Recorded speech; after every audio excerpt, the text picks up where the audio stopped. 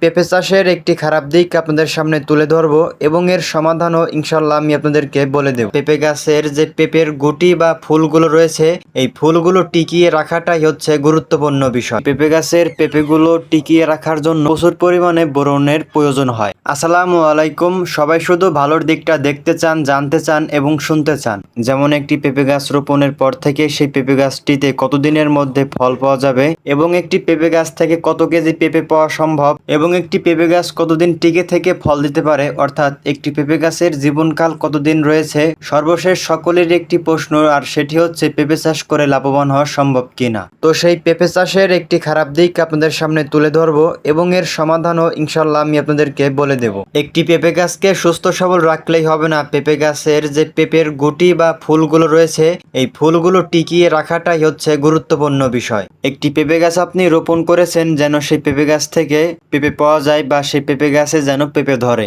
আর সেই পেঁপের ফুল বা গুটিগুলো যদি ঝরে যায় তাহলে আপনি পেঁপে গাছ থেকে পেঁপেগুলো পাবেন কোথা থেকে? তো এই পেঁপের ফুল বা গুটি ঝরে যাওয়ার কয়েকটি কারণ রয়েছে, সেই কারণগুলো আমি আপনাদেরকে এখন জানিয়ে দেব ইনশাল্লাহ। এক নম্বর হচ্ছে পেঁপে গাছ ছোট থেকেই রাসায়নিক সার এবং জৈব সার নিয়মিতভাবে প্রয়োগ না করা। দুই নম্বর হচ্ছে পেঁপে গাছে বোরনের ঘাটতি। একটি পেঁপে গাছের পেঁপেগুলো টিকিয়ে রাখার জন্য এবং পেঁপে গাছের পেঁপেগুলো ভালো সুন্দর এবং উজ্জ্বলতা হওয়ার জন্য পেঁপে গাছে প্রচুর পরিমাণে বোরনের প্রয়োজন হয়। তিন নম্বর হচ্ছে পেঁপে গাছে কোনো রোগবালাইয়ের আক্রমণ হলে পেঁপের ফুল বা গুটিগুলো ঝরে পড়ে যায়। যেমন পেঁপে গাছে ছত্রাকের আক্রমণ এবং পেঁপে গাছে মাকড়ের আক্রমণ এবং পেঁপে গাছের যে মারাত্মক ভাইরাস সেটি হচ্ছে হলদে মোজাইক। এই সমস্ত রোগবালাইয়ের আক্রমণ হলে পেঁপের ফুল বা গুটিগুলো ঝরে পড়ে যায়। চার নম্বরে হচ্ছে অতিরিক্ত রোদ বা তাপমাত্রা।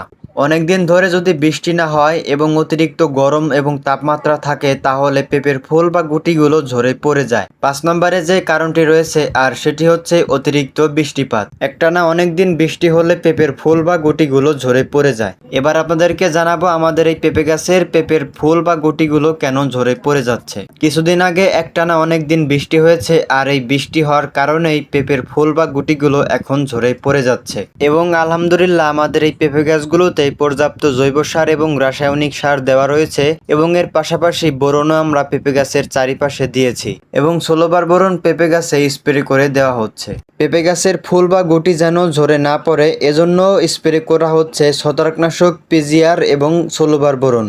এই সমস্ত ওষুধগুলি ইনশাল্লাহ 2-1 দিনের মধ্যে আমার এই পেঁপে গাছগুলোতে স্প্রে করব।